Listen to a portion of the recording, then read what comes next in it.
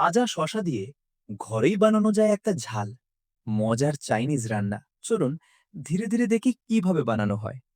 শুরুতে কচি শসাগুলো গাছ থেকে কেটে নেওয়া হয়। এরপর ভালো করে ধুয়ে নেওয়া হয় যেন কোনো ময়লা না থাকে। এরপর শসাগুলো ফুটন্ত পানিতে অল্প সময়ের জন্য রেখে দেওয়া হয়। বেশি না, একটু নরম হলেই তুলে নেওয়া হয়। গরম পানি থেকে তুলে সঙ্গে সঙ্গে ঠান্ডা পানিতে রাখা হয়। তারপর শসার ভেতরের বাড়তি পানি বের করার জন্য গায়ে ছোট ছোট ছোট ছিদ্র করা হয়।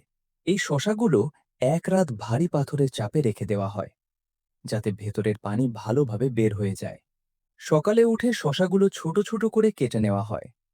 এরপর কড়াইয়ে শসা, মাংস, সয়া সস আর লাল সবুজ মরিচ একসাথে দিয়ে উচ্চ আঁচে দ্রুত ভাজা হয়। ভাজতে ভাজতেই শসা হয়ে ওঠে কচকচে। একটা সহজ কিন্তু দারুণ স্বাদের চাইনিজ রান্না।